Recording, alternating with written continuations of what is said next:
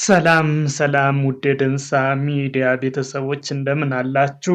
በእግር ኳስ አፍቃሪያን ዘንድ በከፍተኛ ናፍቆት የሚጠበቀውና በ4 ዓመት አንድ ጊዜ የሚካሄደው የዓለም ዋንጫ ከነገ በስቲያ በአሜሪካ፣ ሜክሲኮና ካናዳ አስተናጋጅነት በድምቀት ይጀመራል። በዚህ ታላቅ መድረክ ቀድሞውኑ ስማቸው የገነኑ ኮከቦች ያንጸባርቃሉ ተብሎ የሚጠበቅ ቢሆንም አዳዲስ ባለተሰጥኦዎችም ብቃታቸውን የሚያሳዩበት መድረክ እንደሚሆን ይታመናል። በዘንድሮ ውድድር በታሪክ ከፍተኛ ቁጥር ያለው ተጫዋች የሚሳተፍ ሲሆን በአጠቃላይ 1248 ተጫዋቾች በመድረኩ ይካፈላሉ። ከነዚህ ውስጥ 891 የሚሆኑት ለመጀመሪያ ጊዜ በዓለም ዋንጫ መድረክ ላይ የሚቀርቡ መሆናቸው ውድድሩን ልዩ ያደርገዋል። የቢቢሲ ስፖርት የቴሌቪዥን እና ሬዲዮ ስርጭት ተንታኞች ከእንግሊዝና ከስኮትላንድ ፕሪሚየር ሊግ ውጭ የሚጫወቱ ነገር ግን በውድድሩ ላይ ሊጠበቁ የሚገባቸው ተጫዋቾችን ለይተው አቅርበዋል። ዝርዝሩን እንደሚከተለው አሰናድተነዋል።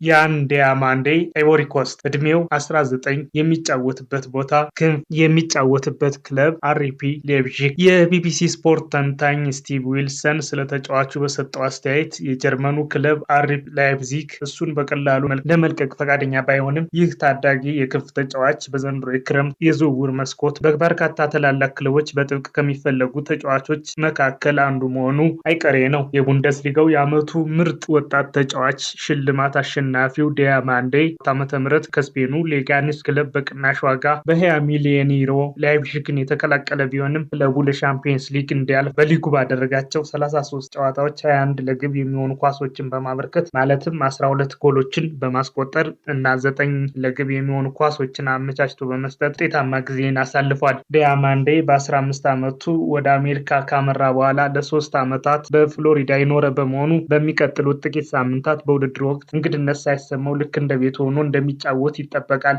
በትከሻ ጉዳት ምክንያት የኮት ዲቯር ብሔራዊ ቡድን በየካቲት ወር ከደቡብ ኮሪያ እና ከስኮትላንድ ጋር ያደረጋቸውን የወዳጅነት ጨዋታዎች ቢያመጡትም ባለፈው ሳምንት ፈረንሳይን ባያስደነገጡበት የዓለም ዋንጫ ዝግጅት ጨዋታ ላይ በቋሚነት ጀምሯል። የውድድሩ ሲጀመርም ቦታውን ይዞ እንደሚቀጥል በእርግጠኝነት ይጠበቃል። ሌላኛው በዚህ የዓለም ዋንጫ የሚጠበቀው ተጫዋች ጂልቤርቶ ሞራ ይባላል።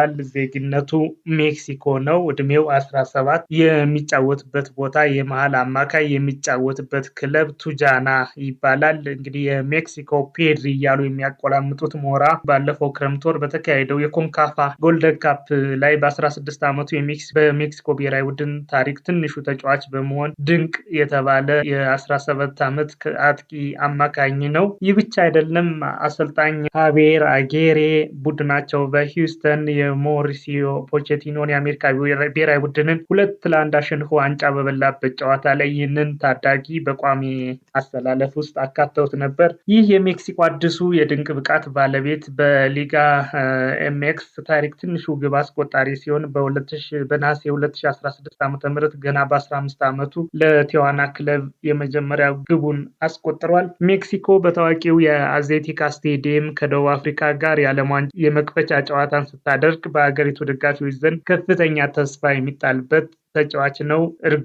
እርግጥ ነው በአሰልጣኝ አግሬ ስብስብ ውስጥ የቋሚነት ቦታ ማግኘት ከቻለ ማለት ነው። ሌላው ተጠባቂ ተጫዋች ጆን ማዛምቢ ይባላል። ዜግነቱ ስዊዘርላንድ ነው። እድሜው 20 የሚጫወትበት ቦታ አማካይ የሚጫወትበት ክለብ ደግሞ የጀርመኑ ፍራይቡርግ ነው። ስዊዘርላንድ በዓለም ዋንጫው መድረክ ላይ እስከ መጨረሻዎቹ ደረጃዎች የመጓዝ እና ለወጣት ተጫዋቾች ራሳቸውን እንዲያሳዩ እድል የመስጠት ጥሩ ታሪክ አላት። ባለፉት ውድድሮች ላይ ብሬሌ ኤምቦሎ እና ዳን ዶዬ ለዚህ እንዳብነት ይጠቀሳሉ። አሁን ደግሞ ተራው የማዜምቤ ሊሆን ይችላል። ይህ ተጫዋች እስከ ዩሮፓ ሊግ ፍጻሜ ድረስ በተጓዘው የፍራይቡርግ ስብስብ ውስጥ ከፍተኛ ሚና ተጫውቶ ሲያበራ የተመለከቱት ጥቂቶች አይደሉም። ማዛምቤ በተለያዩ አማካይ ስፍራዎች ላይ መጫወት የሚችል ሲሆን በተለይም በተቃራኒው የግብ ክልል ፋይናል ሰርድ አካባቢ በጣም ጎበዝ ነው። ኳስን ወደፊት ይዞ በመግባት ረገድም የተካነ ነው። የስዊዝ ደጋፊዎች በሱ ላይ ትልቅ ተስፋ አላቸው። ስዊዘርላንድ ብሔራዊ ቡድን አምበል ግራኒት ዣካ ጭምር በሰጠው ቃለ መጠይቅ ተጫዋቹን አወድሶታል። አራተኛው ሪካርዶ ፔፒ ይባላል። አሜሪካዊ ነው። የአሜሪካ ብሔራዊ ቡድን ተሰላፊ ነው። እድሜው 23 ሲሆን ለሆላንዱ ፒኤስቪ ኤንዶቨን በአጥቂ ስፍራ ይጫወታል። አስተናጋጇ ሀገር አሜሪካ ምድቧን በማለፍ ርቀት እንድትሄድ በከፍተኛ ደረጃ ከደጋፊዎች ይጠበቅባታል። ምንም እንኳን ይህንን የማሳካት እድሏ የሚያጠራጥር ቢሆንም የፒኤስቪ ኤንዶቨን አጥቂው ሪካርዶ ፔፒ አማካኝነት ህልሟን ልታሳካ ትችላለች። ፒኤስቪ ባለፈው የውድድር ዘመን የደች ሊግ ዋንጫን ሲያነሳ ፔፒ በመጨረሻዎቹ 5 ጨዋታዎች ያስቆጠራቸውን 6 ጎሎች ጨምሮ በአጠቃላይ 19 ጎሎችን ከመረብ አሳርፏል። ፔፒ በብሔራዊ ቡድን ደረጃም በ35 ጨዋታዎች 13 ጎሎችን ያስቆጠረ ቢሆንም ከህዳር 2017 እስከ ሚያዝያ ወር ባለፈው ጊዜ ለአሜሪካ ብሔራዊ ቡድን የተጫወተው ግን ለ36 ደቂቃዎች ብቻ መሆኑ ትንሽ ግር ያሰኛል። ነገር ግን በግንቦት መጨረሻ ሴኔጋልን 3-2 በሆነ ውጤት ባሸነፉበት የወዳጅነት ጨዋታ ሌለ ግብ የሚሆን ኳስ አመቻችቶ በማቀበል ወደ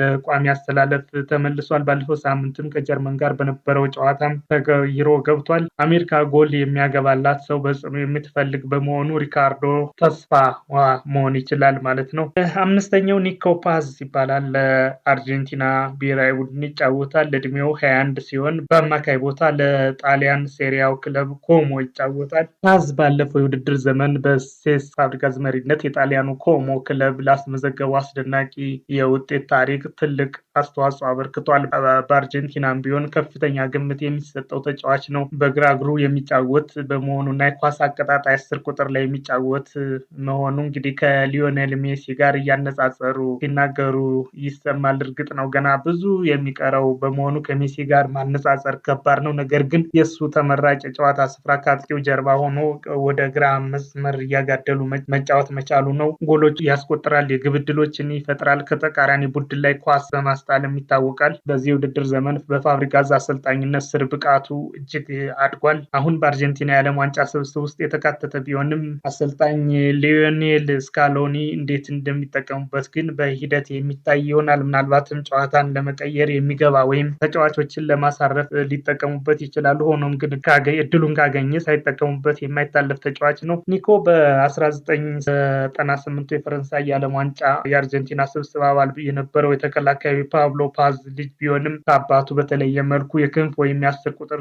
መስመር ተጫዋች ነው። ፓዝ በፋብሪጋዝ መሪነት በኮሞ ውስጥ ትልቅ እውቅናን ያገኘ ቢሆንም ሪያል ማድሪድ በ2024 ለኮሞ ሲሸጠው እስከ 2027 የሚቆይ መልሶ የመግዛት መብት በውሉ አንቀጽ ላይ ማካተቱን አልረሳም። ፓዝ በዚህ የውድድር ዘመን በጣሊያን ሴሪያ ከተመሳሳይ ተጫዋቾች የበለጠ በተሳካ ሁኔታ ተቃራኒ ተጫዋቾችን በማለፍ ድሪብል በማድረግ አንደኛ ነው። 13 ጎሎችን እና 8 ለግብ የሚሆኑ ኳሶችን አመቻችቶ አቀብሏል። በተጨማሪም ስካሎኒ ዘንድሮ የወዳጅነት ጨዋታዎችን ካደረገባቸው ከተለያዩ ሀገራት መካከል በየካቲት ወር ከሞሪታኒያ ጋር በነበረው የመጀመሪያው ዓለም አቀፍ ግቡን ለቡድኑ አስቆጥሯል። ሌሎች ሊታዩ የሚገቡ ተጫዋቾች አሉ። ጌሲም ያሲኒ ከሞሮኮ፣ ሉካስ ሃሪንግተን ከአውስትራሊያ፣ ከሪም አልጃይብ ከጃቪጎቪች ከቦስኒያ ሄርዜጎቪና፣ ካን ኡዙን ከተርክዬ፣ አርማንዶ ጎንዛሌስ ከሜክሲኮ መጥቀስ ይቻላል።